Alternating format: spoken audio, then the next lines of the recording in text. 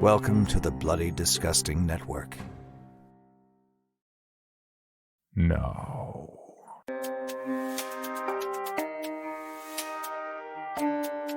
This is Creepy, a podcast dedicated to sharing the most famous, chilling, and disturbing creepypastas and urban legends in the world. Whether these stories truly happened or are simply fabrications is for you to decide. These stories may contain graphic depictions of violence and explicit language.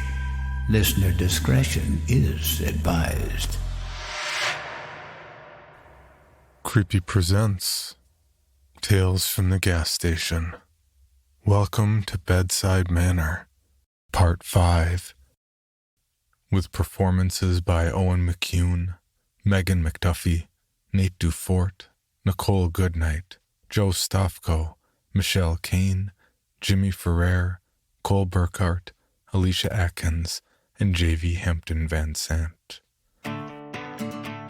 The following story was written by Jack Townsend, author of the 4-volume book series Tales from the Gas Station, now available on Amazon, Kindle, Audible, and everywhere else books are sold. To learn more about Jack's work, visit his website at gasstationjack.com.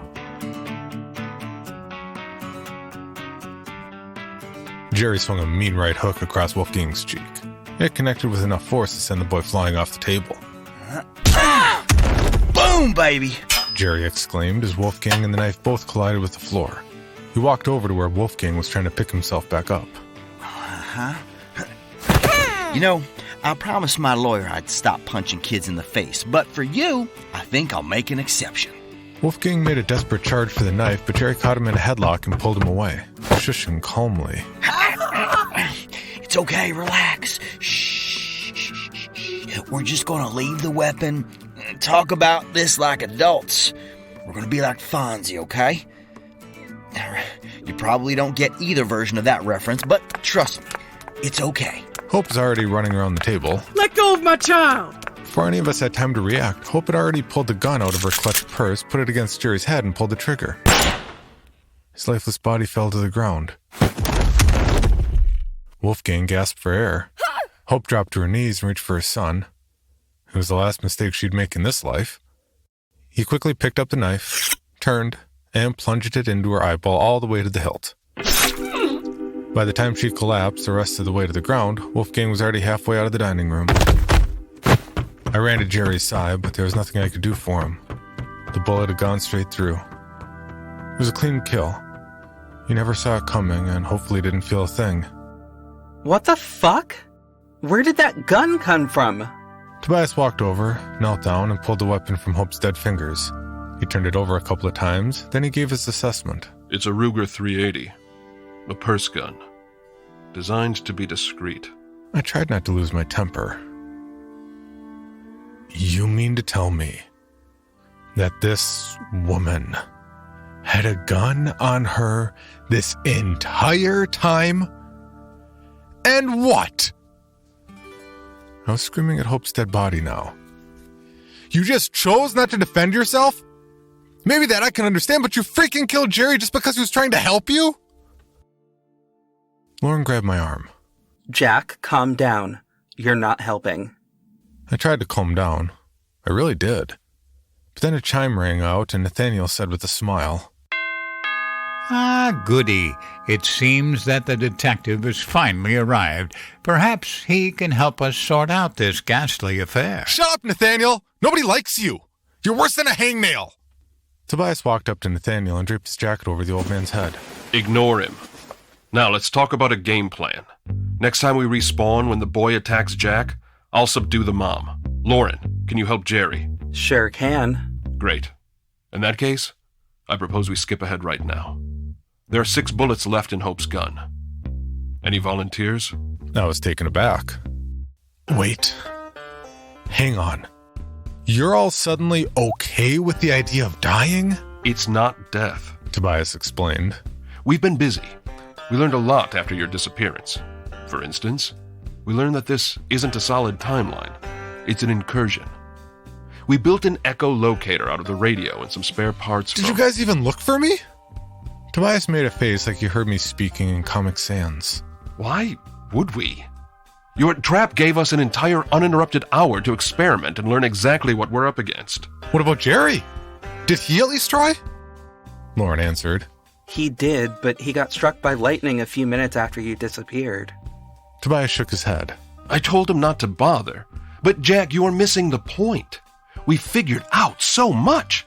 See, this house, it's a vacuum in time, all right? Something about Tobias's explanation was nagging at my subconscious. I asked, does that mean you know how to get out of it?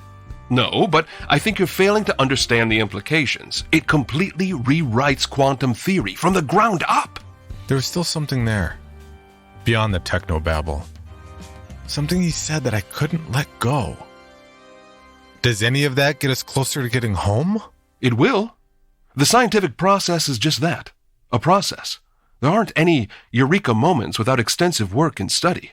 And we're only at the beginning. Hang on, I interrupted. It finally clicked. You said respawn earlier. A frown overtook his expression. Yes? What's your point? I laughed softly to myself. I know what's going on. I sincerely doubt that. I was about to explain when Claire started to cough. Lauren grabbed me by the arm and said, Guys, I think we have a problem. Tobias was already moving for the door before I even smelled the smoke. Claire struggled to get through her coughing fit to spit out the words. Wait! Don't! But it was too late. Tobias stepped into the smoke-filled great room. The carpet, bookshelves, and couches were all burning up. Tobias stood there staring at the flames, likely working out the best plan to extinguish the fire. It was exactly what Wolfgang was counting on. For the smartest man in the world, Tobias sure was stupid as hell sometimes. The boy leapt out from his hiding spot and smashed the fire poker over Tobias's head, dropping him instantly. Before I knew it, he grabbed his mother's gun and put a bullet into Tobias's back. Then he set his eyes on us.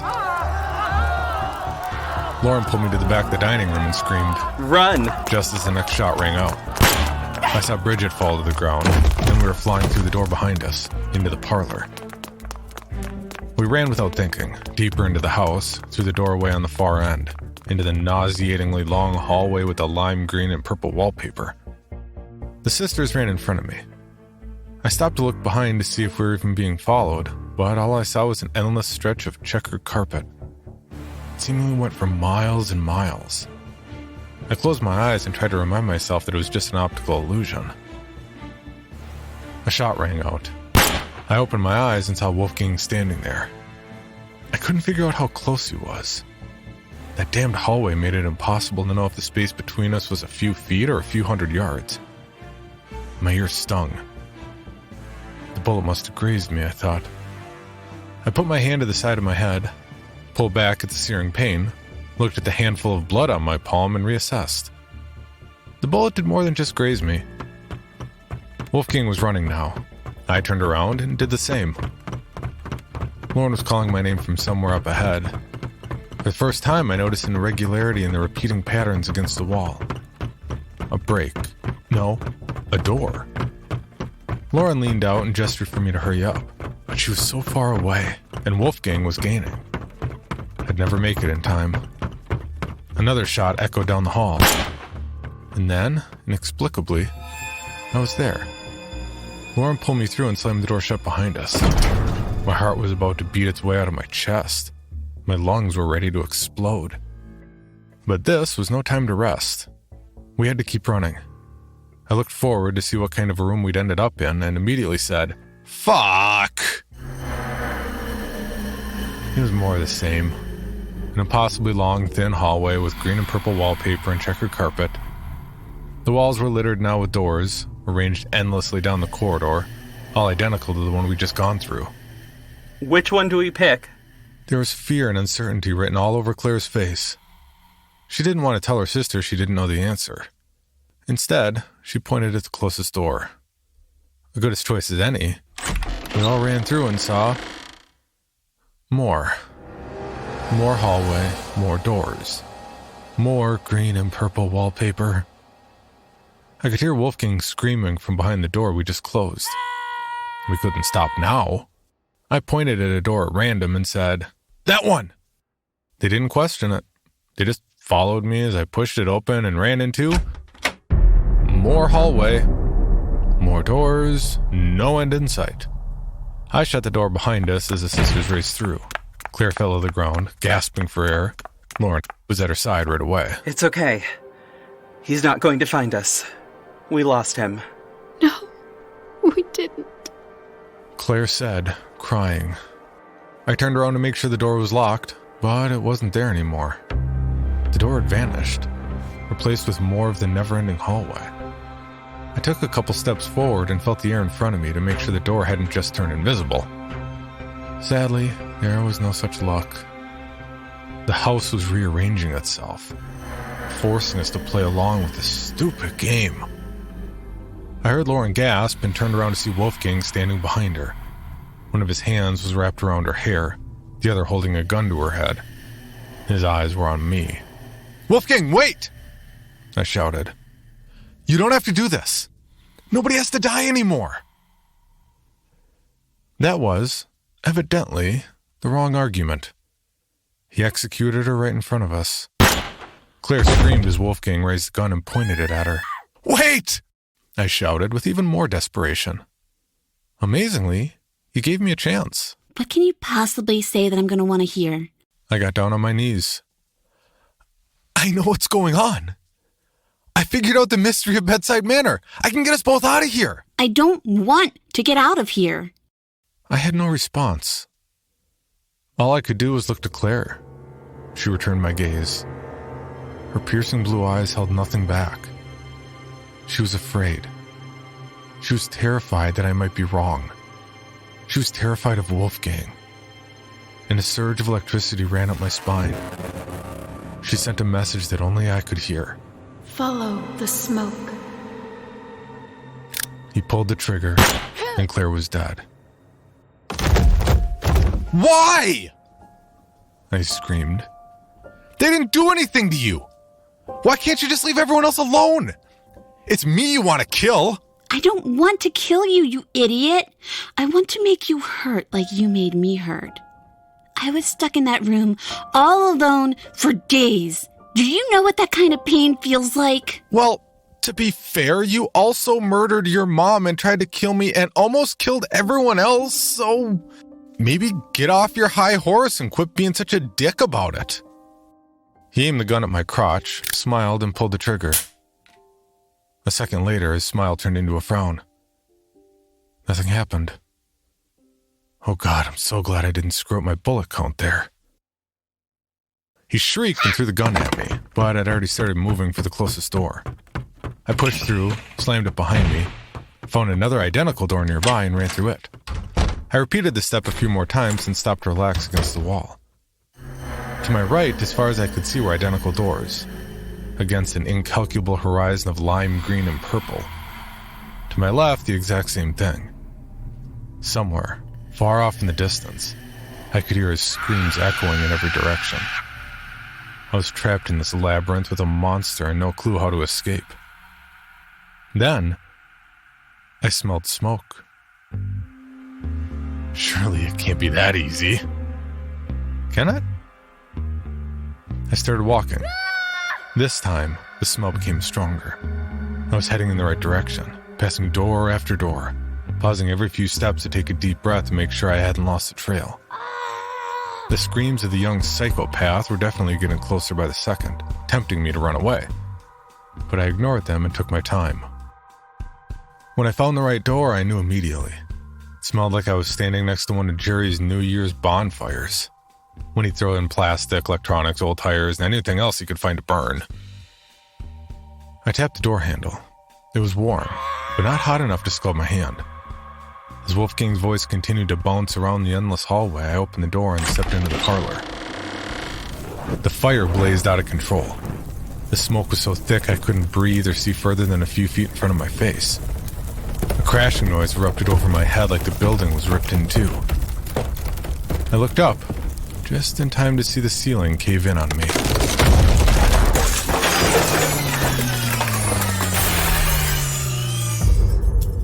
Suddenly, I found my breath. The pain in my ear was gone, and the world came into focus all over again.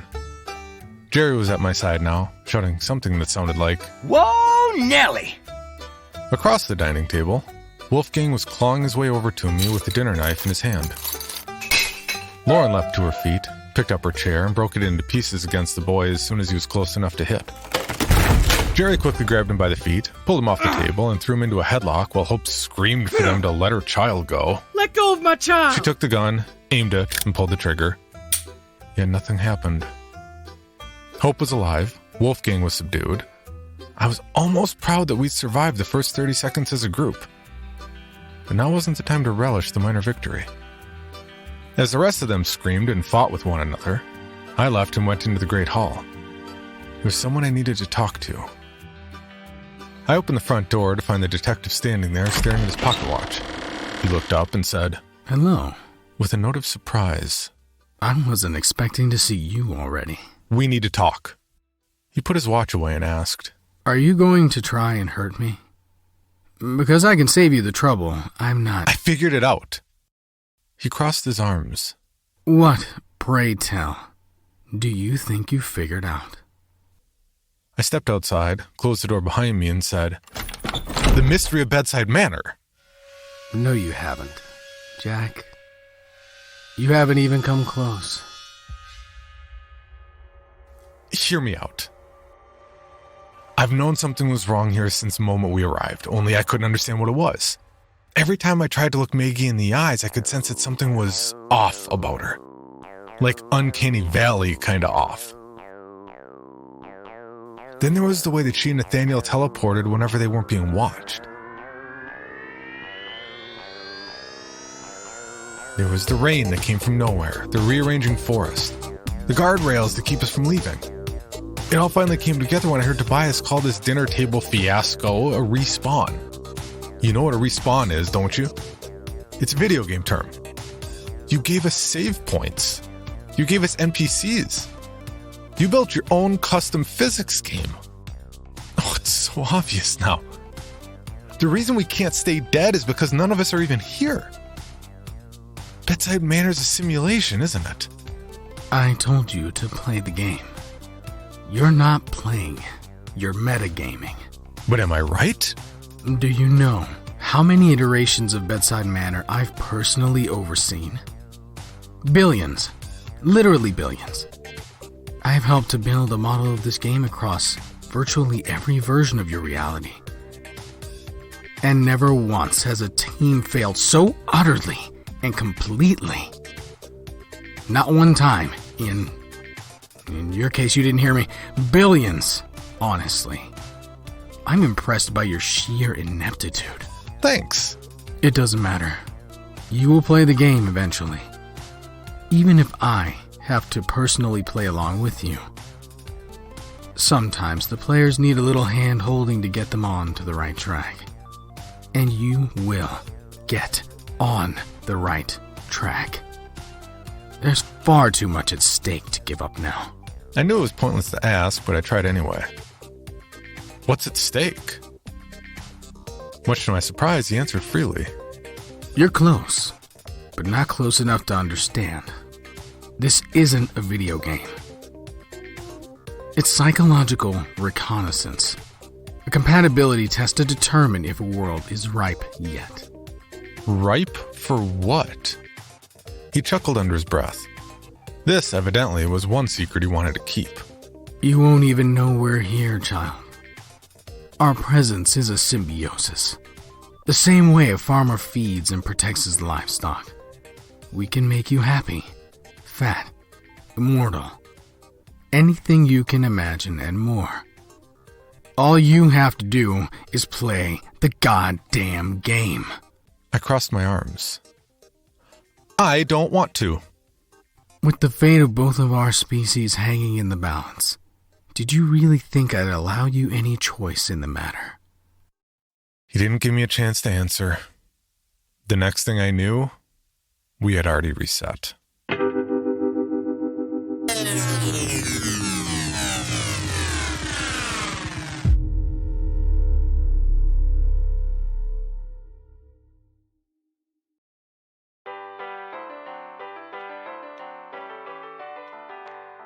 For a brief moment, I forgot where I was supposed to be.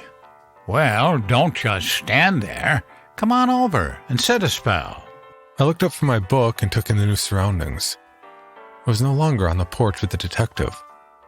I wasn't at the dining room table. I was back in the great hall. The old-timey phonograph filled the air with dulcet instrumentals. A bookshelf stood in arm's reach before my eyes. The very same piece of furniture that once served as a secret door to the explosive library. The game had reset again, only in a different place. They must have decided to switch things up this time. That voice had come from the old man with the walrus mustache. He smiled at me from his seat by the fireplace, completely oblivious to the rest of the world. Like the poorly trained piece of AI he was. I shut the book in my hands and returned it to the shelf, but not before reading the title on the cover. The King's Lunacy by Edgar Allan Poe. Too bad none of these books here are real. That actually sounds like a good one. I left the worthless Nathaniel where he sat and went to the parlor to find Jerry. He would know what to do. I surmised from the sound of the voices that the rest of the group had respawned together. Fortunately, nobody was screaming or fighting, which could only mean they got Wolfgang under control before his killing spree started. As soon as I walked through the pocket doors, Hope stepped into my path, saying, "Hi, my name is Hope." I froze momentarily, losing my train of thought. She seemed so carefree all of a sudden. The stress must have finally made her snap. Poor thing. I know who you are, Hope. There's a glass in her hands and a smile on her face. I wanted to ask you for your help. See, I'm here with my son, Wolfgang. He's a very bright boy, extremely talented. But he isn't the most outgoing. He's had a hard time making friends back home, and I was thinking maybe this weekend would give him a chance to come out of his shell. She raised the glass to her lips and took a large swallow. Oh, God. What's happening? Hope, I need to ask you a stupid question. Do you know who I am? She laughed and said, No, I'm sorry. Have we met? Oh, is this part of the game? I've never done one of these before. She tried on a silly accent, batted her eyelashes, and said, Hello there, old friend. Fancy running into you in a place like this. I laughed a little too hard, patted her on the shoulder, and said, Your child's a serial killer. She returned the laugh, but cut it off short with a confused, Wait, what? Out of the corner of my eye, I noticed that Maggie was still alive. She was currently talking to Bridget, probably warning her that not everyone here was who they seemed. I turned and searched for Jerry, but he wasn't in the room. Instead, I saw Wolfgang leaning against a wall, looking bored out of his mind. Tobias said it himself. Memory is just a chemical process, a predictable, malleable result of amino acid chain reactions. Any group sophisticated enough to build a world like this probably had the technology to do whatever they wanted to our humble little brains, and we'd never even know. At the far side of the room, Claire stood by her sister's side, watching me silently. If there was anyone here who might understand what was happening, it was her. I cut straight across the room and said, Claire, you remember me, don't you? Her piercing blue eyes very clearly answered for her that no, she did not remember me. Claire tried to move away, but I took her by the arm and turned her to face me. I had to make her understand. I needed her to read my thoughts to know that I wasn't crazy. I needed her to tell everyone I wasn't crazy. I needed her to tell me I wasn't crazy. But there was no understanding in the look she returned. There was only confusion and pity. Get away from her, you creep. I don't know how I'd already forgotten about Lauren. Next thing I know, she'd punched me in the face hard enough to start a trail of blood pouring out of my nose. Other than Bridget's gasp from the other side of the parlor, the room had gone deathly quiet. Okay, I deserved that. I shouldn't have grabbed you, Claire. I apologize. I turned around and looked for something to cork my bloody nose. Once I spotted the clutch purse on the settee sofa, I changed plans. Oh, excuse me. Hope said as I picked up her purse. That's mine. I laughed it off and said, Oh, I assure you, this is totally mine. We must have gotten them at the same place. I opened it and reached inside. Walmart's Black Friday sale 2018. Am I right? My fingers touched metal. Eureka! I grabbed the weapon, pulled it out, and tried to hide it in my jacket pocket, but I wasn't fast enough. The moment it came out, Bridget shouted, Is that a gun? Hope screamed a confirmation. He has a gun! Help! Before I knew it, Bridget planted a kick square in my solar plexus hard enough to make an MMA fighter consider retirement. I hit the ground, gasping for air. The gun escaped my grip and slid under the nearby chair. For 1 second, nobody moved. And then, utter chaos as we all bolted for it at the same time. Wolfgang swooped in with the precision and speed of a bird of prey, snatching the weapon up like he just recovered a fumble.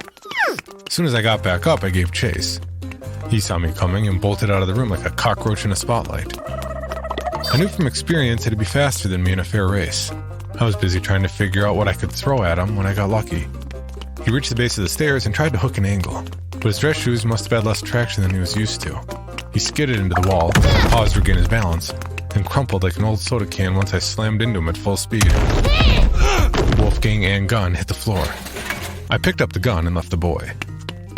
The others were already pouring out of the parlor. Within seconds, I was surrounded. Maggie was screaming for someone to call the police. Hope was shrieking bloody murder. I tried to yell over them to get them to calm down. I may as well have been trying to nail water to a wall. Hope charged at me until I pointed the weapon, stopping her in her tracks. The front door opened and Tobias rushed inside. Jerry was close behind. They both froze at the sight of the gun. That isn't part of the game. Maggie yelled. That boy has lost his mind. Jerry took the cigar from his mouth and held out his hands. Wait. What are you doing? Talk to me, Jack. What's going on? What did I miss? Finally, a chance to explain myself. I just need to make sure I don't screw it up. We got Jumanji'd, I said. Judging from the reaction on his face, I don't think Jerry fully understood what I meant. Judging from everyone else's faces, he wasn't alone. Only one person was alone here, and it didn't feel so great. Lauren took a step closer, asking, What exactly do you mean? I aimed the gun at her. They were all closing in on me at different speeds, only stopping when the gun made them. I was losing time. To make matters worse, Wolfgang was coming to, groaning in exaggerated pain. I knew he was manipulating them. I mean, I barely knocked him out. What's the big deal? I tried explaining again. This house. It's just one of those, Jumanji situations. I think it might be aliens or something along those lines. You don't have to make that face, Jerry. I can hear myself. I know how it sounds. Hope took another step towards me. I pointed the gun at her, but this time it didn't stop her. She took another step. Stop! I yelled. Everyone just stop moving for a minute. I'm trying to tell you what's really happening, and I've never been very good at public speaking, so I'm kind of nervous, and if you can all just chill out, I can prove it. That was out of time. It was now or never. In a moment of utter desperation, I did the only thing I could think of. I shot Nathaniel twice in the chest. Predictably, everyone reacted as if I just shot an actual human. There were gasps and screams, and before the dust could settle and everyone had a chance to see that I was right, Tobias did what Tobias does. He tried to take control of the situation and made things worse. Jerry saw it coming a half second before I did, Tobias pulling the gun out of his ankle holster, and delivered a perfect left hook across Tobias's face. I didn't even have enough time to move my gun. Tobias had already hit the floor and Jerry had relieved him of his weapon. I tried to raise my voice above all the others, screaming for them to just look and see Nathaniel wasn't dead. I pointed at the body slumped in the seat by the fireplace to show them that I wasn't crazy. I wasn't crazy! I couldn't figure out any way to make everyone shut up and listen. If I could whistle, this might have been a good time. But then Jerry fired 3 shots into the ceiling, and that did the trick splendidly. He was the only voice in the now silent room. Jack, buddy, you know I'm your ride or die bitch, but I have to say, I'd prefer more of the ride and less of the die. I looked closer at the man I'd shot. For the first time since I met him, I was hoping Nathaniel might have something to contribute. However, he remained motionless and kept his mouth shut. I stepped away from the spot where Wolfgang was regaining his composure on the ground, crossed a short distance to Nathaniel, and poked him in the head a couple of times with the barrel of the gun. He stayed stubbornly still. It didn't take long for me to understand that Nathaniel wasn't coming to my rescue. The house wasn't about to make this easy. And why should it? They spent untold amounts of time and resources on this thing, only for me to come by, stomp all over their sandcastle, and force them back to the drawing board. Those who engineered this simulation must have been advanced to a degree beyond my understanding. But there's one emotion that has persisted as long as there's been intelligent life, and no amount of utilitarian logic can override it. Simply put, the ones in charge were being petty. I took a deep breath. Jerry, I know how this looks, but hear me out. I've been to the future. Sorta. I know things. There aren't any other people in the house. It's a trap. All of us are here because our cars mysteriously broke down and we needed to make a phone call. It was strange how nobody reacted to that bombshell the way I thought they would. Way less shock and horror. Way more confusion and horror. I looked at Lauren and said, "Right?" She made a non-committal shrug and said, Sure, whatever you say, crazy man. "No, it's not like that. I'm telling the truth. Why are you all acting like you don't already know? None of you are meant to be here, right?" A long, uncomfortable moment passed before Hope asked, Is this part of the game? Because I am not having any fun at all. Okay. I see what's happening here. They took their memory trick a step further. Instead of erasing, they rewrote. They edited together a story that would make me look like a raving lunatic. Or maybe Jerry said, stepping closer to me. you just imagined it all. What? No, not you too, Jerry. Think about it, bro. What's the likelier scenario? That we were all unwittingly recruited into a supernatural whodunit simulator? Or that your mind is playing tricks on you again? In an instant, Tobias was on his feet, charging into Jerry from behind. Upon impact, Jerry screamed, "Hot potato!" and flung the pistol into the air. By some miracle, I managed to catch it before it hit the ground. I now had exactly 2 more guns than I ever felt comfortable holding, which made me the de facto man in charge. Tobias was on top of Jerry, hands around his neck, squeezing the life out of him. I yelled for him to stop, but he wouldn't listen. I swear, I meant to fire a warning shot. But as I raised the gun, it went off in my hand. The others fled the room, running for their lives. Tobias made a noise like a gasp, then fell to his side. A circle of blood rapidly saturating the back of his coat where the bullet had struck. Jerry sat up, coughing. As soon as he could breathe, he was doing chest compressions on Tobias's lifeless body. I dropped the weapons. Then I fell into the seat across from Nathaniel and waited for whatever was going to happen to go ahead and happen. Jerry's shirt was drenched in Tobias's blood when he finally gave up and walked over to Nathaniel's corpse. I thought he was going to check for signs of life, but instead he just reached into the old NPC's coat, pulled out a cigarette tin, and helped himself to a smoke. I watched as he lit a wooden match on his zipper, took a drag, then said, "I'm not going to sugarcoat it. You just killed 2 dudes. Probably a little too late to unfuck this donkey." He walked over and knelt down in front of me. "But we can't explain to the police what really happened. You had another one of your episodes. You forgot to take your medicine. It wasn't your fault. None of this was your fault." He was really starting to remind me of Hope's internal monologue. There aren't going to be any police. What part of We've Been Jumanji do people not understand? "You still think you're in a simulation?" He sighed with disappointment, picked up one of the guns at my feet, and put it in my hand. Well, if that's the case, then why don't you just kill me now? Huh? I mean, if you're so certain that none of it is real, what's even the point to going on? He grabbed my hand and pulled it up, pressing the gun against his head. Come on, Jack. Put your money where your mouth is. Either it's all real or none of it is. Pick a lane and make a decision. His fingers clamped around my hand, holding it in place against the gun. I used my free hand to poke him in the eyes. With a loud yelp like a kicked chihuahua, he released his grip. Sure, maybe I was crazy. I might even go so far as to say I'm probably crazy. But something didn't add up.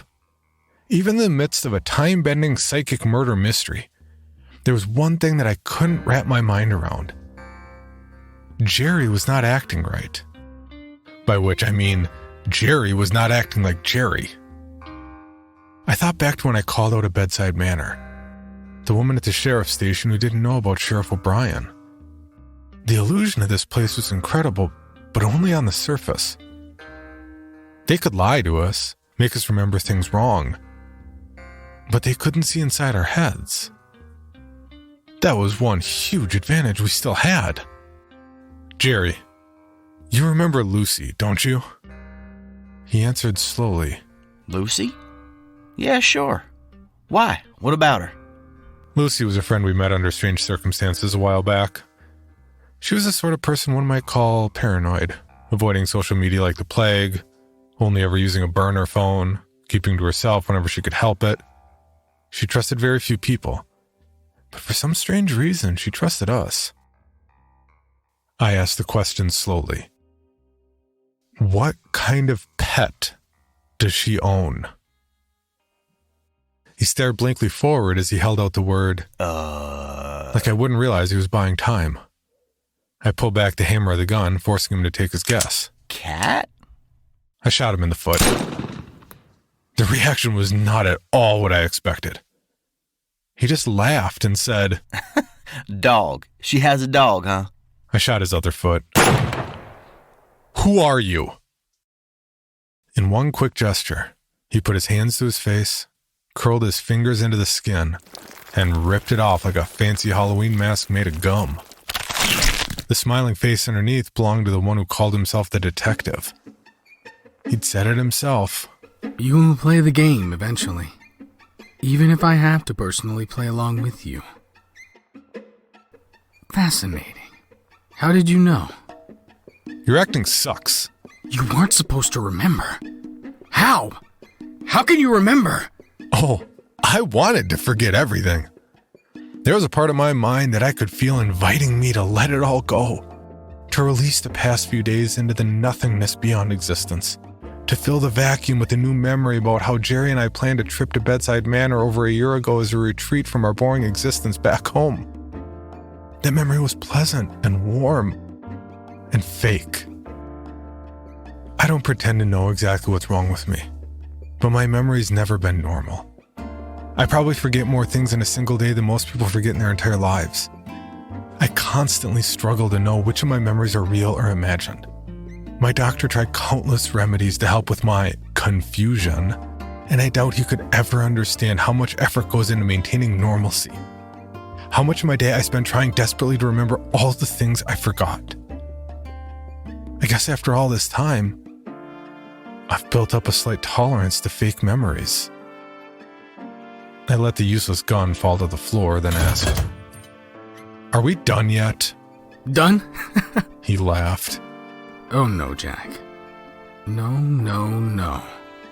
We're just getting started. Why? I think I pretty much proved I'm not compatible with whatever this is. That's perfect. This is a success. We wanted to see what would happen if someone broke the game. Do you think it's a coincidence you're all in here at the same time? A spy, a black hat hacker, a super genius, a complete maniac, a class 1 psychic at her prime. A child who would grow up to be the most proficient serial killer of his generation. Wait, which one of those things is supposed to be me? The participants for the stress test are always selected exclusively for their chaos markers. We needed to know if everything would work beyond the limits of normal operation. And if they don't, then we catch our mistakes and fix them before the colonization begins. If we can make you conform, we can make anyone conform. Why would you tell me all of this? As the tides ebb and flow, so too does all knowledge. Empires rise only to fall. Life begins only to end. We put thoughts in your head just to see how easily we can take them away. At that point, I forgot exactly what I was doing. I was only moderately aware that this man, whoever he was talking to me. I couldn't remember where I was or why I was there. I'd zoned out completely. But I smiled and nodded along politely, just like I'd been trained to do, even as my mind continued to wander. This felt just like whenever a customer prattled on way too long at the gas station. Come on, dude, you're holding up the line and nobody wants to hear your opinion. Yes, the weather changes a lot. Yeah, sports are full of unpredictable moments. No, I didn't watch the game. Something chittered loudly as it ran across my foot. We can change it up if you want, the man said. I blinked a few times. How long had he been talking? Do you like zombies? We can do zombies. What the heck was he going on about? I could feel the new memory trying to form inside my mind. It was like a warm bed on a cold night, comfortable and seductive. But I knew better than to let it take over and push the harsh truth out of place. But I caught a piece of it. We were trapped here, cut off from the rest of the world. Our car hit something on the road, something that looked human but wasn't. It attacked us. We barely made it to the house in one piece before those things started swarming us. Tobias sat up, a deep guttural growl emanating from his chest. He got to his feet and began shambling towards me, arms outstretched, mouth open wide. The detective acted like nothing was out of the ordinary. We prepared for our final stand, but tensions grew hot. Tobias wanted to be in charge. He was going to get us all killed. I looked for the gun. I needed to end this monster before it reached me. He's infected. And in a moment, I shook the thought out of my head. The smile on the detective's face disappeared. Okay. Forget the zombies. Tobias instantly evaporated in a puff of smoke. Why don't we make things a bit more interesting?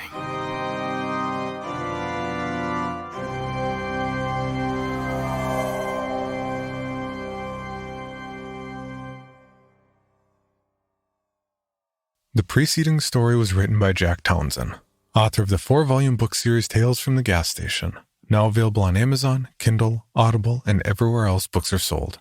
To learn more about Jack's work, visit his website at gasstationjack.com. Music, sound design, and dialogue editing for this series was provided by Steve Blizin at blackcrowaudio.com. For more information on this podcast, including how to submit your own story for consideration, please visit creepypod.com. You can also follow us at CreepyPod on social media and YouTube. All stories told on this podcast are done so through Creative Commons Share-alike licensing or with written consent from the authors. No portion of this podcast may be rebroadcast or otherwise distributed without the express written consent of the Creepy Podcast production team and the story's author.